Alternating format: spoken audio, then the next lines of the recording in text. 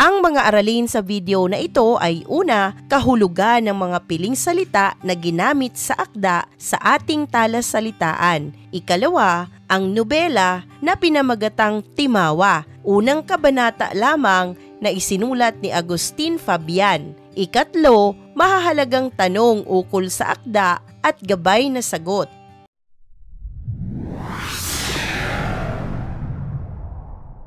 Narito ang kahulugan ng mga piling salita na ginamit sa akda dito sa ating talasalitaan. Unang bilang, mahihinuha, mauunawaan o pwede ring makikita. Ikalawa, tagapangasiwa, tagapangalaga, nagpapatakbo ng isang lugar o namumuno. Ikatlo, humahangos, nagmamadali, humihingal o mabilis. Ikaapat, tapi o tapis, peraso ng tela na ginagamit bilang pantakip sa katawan. Ikalima, maglampaso, magpunas o magkuskos, maglinis. Ikaanim, baldosa, maliliit na plato o ceramic tiles. Ikapito, dalubhasa, mahusay, kasanayan, magaling. Ikawalo, bapor, barko o sasakyang pandagat. Ikasyam, kubyertos, kagamitan na ginagamit tuwing kumakain katulad ng kutsara, tinidor at iba pa. Ikasampo, hampas lupa, mahirap, dukha o walang pera. Ikalabing-isa, nakiumpok, nakisali sa pangkat. Ikalabindalawa, humilig, sumandal o nakasandig. Ikalabing-tatlo, tumugon, sumagot. Ikalabing-apat, nanunulungan, naninilbihan, katulong. Ikalabing-lima, sinapit, kinahinatnan, kinasapitan, kinalagyan. Ikalabing-anim, timawa, busabos, mababang uri ng tao sa lipunan. O kaya, maaari ding mga hulugan nung panahon ng Kastila, ang ibig sabihin nito, malayang tao. Ikalabing-pito, humalili, pumalit, tumulong. Ikalabing-walo, malagim, nakakatakot, nakakasindak. Ikalabing-siyam, dungo, mahiyain, kimi, walang kumpiyansa sa sarili. Ikadalawampu, pakutya, pabiro o pang-aasar. Sa ating pagpapatuloy ng aralin, basahin natin at unawain ang unang kabanata ng Timawa, isang nobela na sinulat ni Agustin Fabian. Sabado noon at mag-iikapito ng gabi, si Andres Talon na isang mahirap na estudyante ay kasalukuyang naghuhugas ng mga pinggang kinainan sa ladies' dormitory sa isang universidad sa Amerika. Ito lamang ang paraan upang makapagpatuloy siya ng pag-aaral sa kolehiyo ng medisina. Nakatali sa kanyang baywang ang isang tapis at nakalilis ang mga manggas ng kanyang kamisa dentro. Nangingintab sa pawis ang kanyang kayumangging mukha. Ang bula ng sabong nakabalot sa kanyang mga matipunong bisig ay umabot sa siko. Mabilis ang kanyang paggawa at wala siyang aksayang kilos. Mahihinuha na lubhang sanay si Andres sa gawaing ito. Mukhang tapos ka na, Andy. Ngayon lamang ako nakakita ng ganyan kabilis magtrabaho. Basag ni Alice na siyang tagapangasiwa sa mga gawain sa kusina ng dormitoryo. Lalo na kung napupuri, lalo akong bumibilis. Nakatawang sagot ni Andres. Wala na naman yata si Bill, tanong ni Alice na lumapit sa Pilipino at nagsimulang tumulong dito. Si Bill ay katulong ni Andres sa paglilinis ng mga kasangkapan sa kusina. Maluwat ng magkaibigan sina Bill at Andres. Dumating na humahangos si Bill. Lagi nang humahangos ito. Inihagis ang sombrero sa sabitan at naghubad ng Amerikana. Giliw, birong bati niya kay Alice. Isabit mo na lamang ang aking Amerikana. Inaabala mo si Andy. Nakatawang isinabit ni Alice ang damit ni Bill. Kumuha ng isang tapi at ibinigay sa binatang Amerikano. Isuot mo iyan. Iyan lang yata ang pantalon mong mahusay. Nagsimulang maglampaso ng baldosa si Bill at binalikan naman ni Alice ang pagtulong kay Andres. Saan ka ba naging dalubhasa sa mga gawain sa kusina? Tanong ni Alice kay Andres. Sabihin mo nga, Andy, o joke ni Bill. Ang simula ay sa amin. Ako ang tagahugas ng pinggan. Hindi mahirap iyon. Iilan lamang naman ang aming pinggan, nakatawang simula ni Andres, at madalas na itinataob ko na lamang ang mga pinggan ng di hugas. Nagkakahawig pala ng kalokohan maging ang mga batang Amerikano o Pilipino, ani ni Alice, at isinalaysay ni Andres na palagay ang loob niya sa kusina. 16 na taon siya nang mamatay ang kanyang ama at lubusang maulila. Katatapos lamang niya ng intermedya. May kamag-anak naman siyang kusinero sa isang bapor na nagyayaot dito sa Amerika at sa Pilipinas. Sumama siya at 6 na buwang singkad akong tagapagmasahe ng mga pinggan, kubyertos at mga lutuan sa bapor. Kaya hindi kayo dapat magtaka na ako'y eksperto sa gawaing iyan. Tapos ni Andres. Usasera ka rin lamang, Alice. Ang biro naman ni Bill. Ang mabuti, itanong mo kay Andres kung ano-ano ang naging karanasan niya rito sa Amerika. Sige nga, sang-ayon kapag daka ni Alice. Linggo rin lamang bukas, hindi baling tayo't mapuyat. Alam ninyo, ani ni Andres na nagpapahid na ng kamay. Ako ay may pagkahampas lupa. Teka, hadlang ni Bill. Ilalabas ko muna itong basura. Ibig kong marinig uli iyan. Nang bumalik si Bill ay nakaupo na sina Alice at Andres. Bumatak siya ng isang silya at nakiumpok sa dalawa. Ngayon, simulan mo na, sabi ni Bill na humilig mabuti sa kanyang upuan.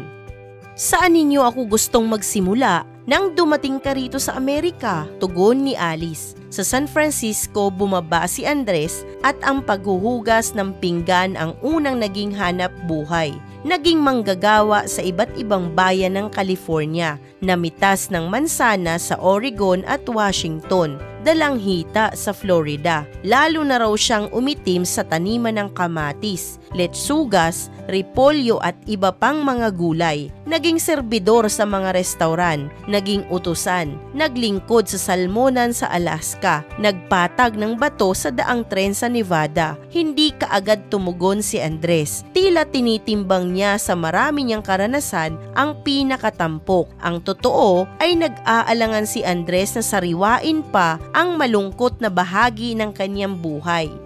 Halimbawa, untag ni Alice, bakit mo naisipan ang mag-aral? Bakit mo iniwan ang paglalagalag? Hindi nangyari sa Amerika ang karanasang bumago sa takbo ng aking buhay. Sa wakas ay sinabi ni Andres, doon sa amin sa Pilipinas nangyari ito. Paano? Sabad ni Bill. Magsasaka ang aking ama. May kaugalian sa amin. Patuloy ni Andres. Kumpista ng bayan, ang lahat ng magsasaka ay pumaparoon sa malaking bahay ng may-ari ng lupa at tumutulong sa karaniwang malaking handaan doon. Nagsisipagsaing, nagsisibak ng panggatong, nagpapatay ng mga manok, baboy, kambing at baka. Sabihin pa, ang lahat ng tumutulong ay doon kakain.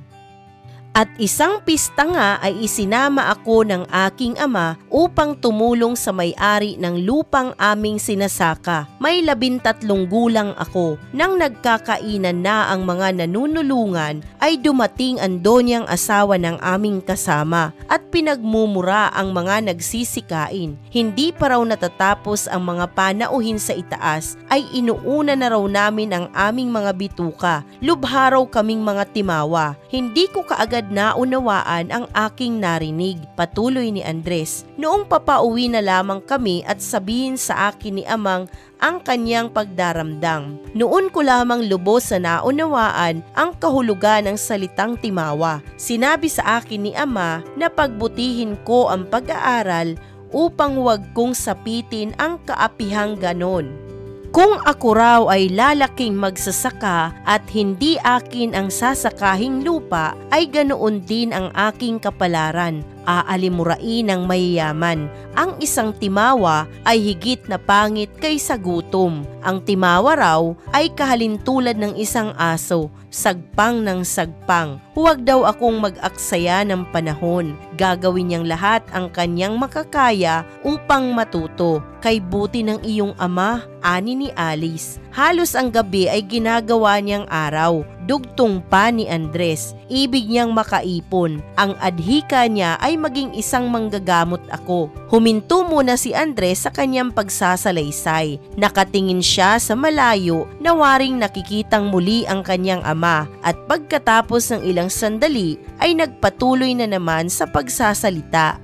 At nang ako ay nakatapos sa intermedya ay ganun na lamang ang galak niya, ngunit ang humalili sa kagalakang iyon ay malagim na kalungkutan. Si ama'y inabutan ng ulan isang tanghaling siya ay nagbubungkal ng lupa. Nagkasakit siya, pulmonya, at namatay. Dinampi ni Alice sa kanyang mata ang hawak niyang panyolito. Tumindig si Bill. Lumapit kay Andres at pinisil ang balikat ng kaibigang Pilipino. "Maupo ka, Bill," sabi ni Andres. "Hindi pa ako natatapos." Naupong muli si Bill at muling nagsimula si Andres. "Naubos na lahat," anya. "Yung kaunting naiipon ni ama, ulila na akong lubos ay wala pa ni isang sentimo. Subalit, isinumpa ko sa aking sarili sa harap ng bangkay ng aking ama na ako ay pilit na mag-aaral at ako ay magiging manggagamot. Hahanapin kong pilit ang tagumpay na siyang adhika niyang maging akin." Maluwat ding walang umimik matapos ang pagsasalaysay ni Andres. Nadama ni Bill at ni Alice ang malaking kalungkutan ni Andres. Sa wakas ay nagsalita si Alice. "Nauunawaan na kita," anya. "Lalong nauunawaan kita ngayon." Pakli ni Bill. "Bakit? Ako ba ay naging hiwaga sa inyo?" tanong ni Andres at wala na sa kanyang titig ang pagdaramdam at kalungkutan. "Oo, isang hiwaga ka sa akin," tugon ni Alice. "Alam kong ikaw ay isang mabuting tao. Masipag ka, matalino, magalang, ngunit tila ayaw mong makihalubilo sa iba. Tila ayaw mong ikaw ay maabala, ibinubukod mo ang iyong sarili. Tila may lihim kang lakad at ang lahat ng nasa paligid mo'y makaaabala sa iyo. Napapansin ko nga," tudyo naman ni Bill, "na maluwat mo nang sinusubaybayan si Andy." "Ano ang masama riyan?" tanong ng dalaga. "Maluwat na nating kasama si Andy. Waring malayo siya. Gayong kay lapit ay kay layo. Mayroon ba namang gayong araw-araw ay nakakabunggo ang balikat ay di mo matawag na kapalagayang loob? Lumalabas pa yatang malaking tao ako?" tanong ng Pilipino. "O kaya'y dungo naman," sundot ni Bill. "Hindi malaking tao o dungo ang ibig kong sabihin," paliwanag ni Alice. May anyo si Andy na nag-uudyok sa nagmamalas na mataho kung ano siya. Pinipigil ang nagmamalas na iyan naman ng isang hindi maunawa ang kilos ni Andy. Tila hindi mahalaga kay Andy ang magkaroon ng maraming kapalagayang loob. "Pinalalaki mo ang loob ko, Alice," dampot ni Andres. "Di yata't ako ang pinag-aaksayahan mo ng kuro-kuro. Hindi biro. Lagi kong naitatanong sa aking sarili kung bakit ibinubukod mo ang iyong sarili sa karamihan. Ang karanasan ang nagtuturo sa akin yan. Ang madalas na mauntog ay natututong yumuko." "Naku, lumalalim ang salitaan at hindi bumababaw," hadlang ni Bill. "Ang totoo, Andy, ay eto. Walang alinlangang mararating mo ang iyong patutunguhan. Ngunit mag-aliw-aliw ka naman.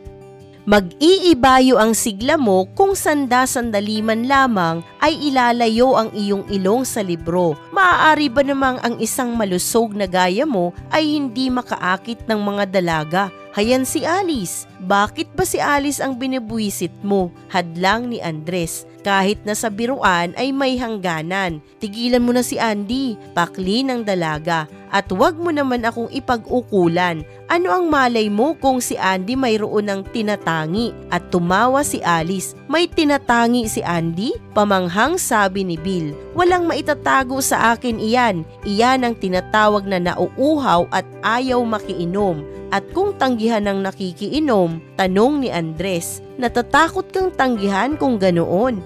Paano malalaman kung tatanggihan ka o kung hindi?" nakatawang tanong ni Alice. Tumindig na bigla si Andres. "Hating gabi na, Bill," anya. Mapupuyat na lubha si Alice. Hayan ang sinasabi ko, pakutyang pakli ni Bill. Ang magaling na kaibigan kong Pilipino ay takbuhin. Ngayon pa lamang sumasarap ang usapan, tudyo niya. Ay sa kapatatalilis, tayo na. Walang mangyayari sa akin kung ang manok ko ay takbuhin. Naunang lumabas si Bill. Nagsuot si Andres ng kanyang Amerikana at sumunod sa kaibigan. Inihatid siya ni Alice hanggang sa pintuang may kadiliman noon dahil sa bahagya ng abuti ng liwanag ng ilaw. Aalis na kami, Alice, at maraming salamat sa iyong kapalagayang loob. Paalam ni Andres. Hindi pangkaraniwang gabi ito sa akin. Naramdaman na lamang ni Andres ang halik ni Alice sa kanyang pisngi. Inyong nabasa at napakinggan din ang salaysay ng nobelang Timawa. Dumako tayo sa ating huling bahagi ng aralin, ang mga mahalagang tanong ukol sa akda at gabay na sagot.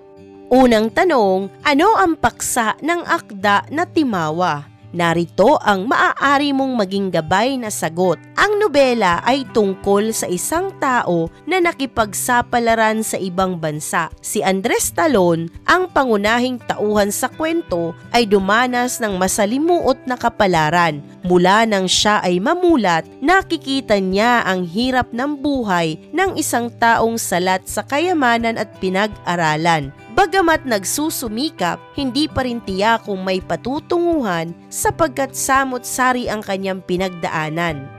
Pinakamabigat na ang pagtungayaw sa kanila noong dumalo sila sa isang pagtitipon at nangatulong ang kanyang ama sa pista. Ikalawa, ang pagpanaw ng kanyang tatay matapos ang intermedya. Simula noon, namuhay na siyang mag-isa. Sa tulong ng ilang kaanak, nakapasok siya bilang tagahugas sa barko. Naging daan ito upang siya'y makarating sa Amerika. Ang inakalang magbibigay sa kanya ng kaginhawahan ay hindi nangyari sapagkat pinasok niya ang iba't ibang uri ng trabaho upang matustusan ang kanyang sariling pangangailangan. Bago pa man siya nakapasok sa isang restaurant at nakapag-aral. Ang kwentong ito ni Andres ay katulad ng maraming Pilipino na nagtatrabaho sa ibang bansa sa kasalukuyan. Bagamat mahirap, patuloy silang nagsusumikap para sa pangarap na maganda at maginhawang bukas. Ikalawang tanong, bakit pinamagatang Timawa ang nobela? Narito ang maaari mong maging gabay na sagot. Ang pamagat ng nobela na Timawa ay ipinakilala ng may akda sa pamamagitan ng isang pangyayari sa buhay ng pangunahing tauhan. Ang minsang pagsama ni Andres Talon sa pangangatulong ng kanyang ama sa bahay ng may-ari ng lupang kanilang sinasaka. Pista noon at kailangan silang tumulong sa paghahanda ng mga pagkain ng bisita. Nang matapos na silang magluto, sa pagod at gutom at pag-aakalang maaari na rin silang kumain dahil nahainan na ang ibang bisita, kumain na rin sila kasama ng iba pang pagod na mga naninilbihan. At doon tinungayaw sila at sinabihang mga Timawa na sagpang lang ng sagpang. Sarili lamang daw ang iniisip at hindi alintana na marami pang mga bisita ang hindi kumakain. Naramdaman ni Andres Talon ang awa sa kalagayan nilang mag-ama at ang mga katulad nilang naninilbihan lamang sa malaking bahay. Simula din noon, pinayuhan siya ng ama na mag-aral ng mabuti at nais nitong maging manggagamot siya pagdating ng araw. Ang pait na karanasan sa buhay ni Andres Talon ang nagtulak sa kanya upang hindi sumuko sa pag-aaral at pagnanais ng magandang buhay bagamat namatay na ang kanyang ama. Ang mga pangyayaring yaon ang bumabalik sa kanyang alaala, dahilan upang magsumikap lalo siya sa buhay. Isinugal ng kanyang ama ang buong buhay, hirap man araw-araw sa initan basta makapag-aral lamang siya. Ikatlong tanong, ano ang bisang pangkaisipan ng bahaging ito ng nobela? Narito ang maaari mong maging gabay na sagot. Ano mang hirap ng buhay, kung tayo ay may pangarap at pagpapahalaga sa mga sakripisyo ng magulang, ay walang imposible. Kayang matupad sa marangal na paraan ang anumang mithiin sa buhay, lalo na kung tayo ay nagsusumikap sa abot ng ating makakaya. Ang pamilya na ating kinabibilangan ay hindi natin maaaring piliin. Ngunit may pagkakataon tayong baguhin ito ayon sa gusto natin habang tayo ay nabubuhay. Huwag tayong mawala ng pag-asa, maging matatag, magsumikap dahil tiyak na ang gantimpala ay mapapasa iyo pagdating sa tinakdang panahon. Ikaapat na tanong, ano ang bisang pandamdamin ng bahaging ito ng nobela? Narito ang maaari mong maging gabay na sagot. Ang mga tao sa ating paligid, anuman ang kanilang kalagayan, ay marapat na pakitunguhan ng maayos, tama at bigyan ng wastong malasakit. Ang kahirapan ng buhay ay pansamantala lamang. Walang nakatitiyak kung ano ka pagdating ng araw. Maging dahilan sana tayo ng paggaan ng kanilang pakiramdam kaysa maging dahilan tayo ng kanilang sama ng loob at kalungkutan.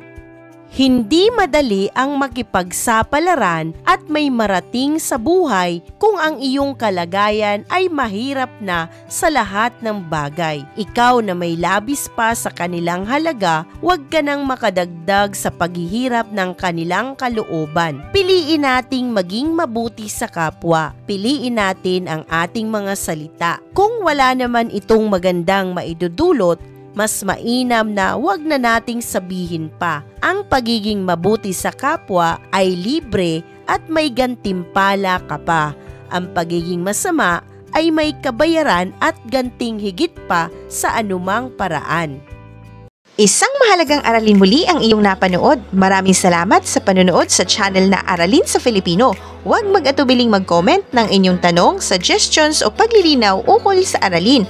Munting kahilingan sa iyong kaibigan, paki-like, share and subscribe para updated ka sa mga susunod pang bagong video ng Aralin mo sa Filipino.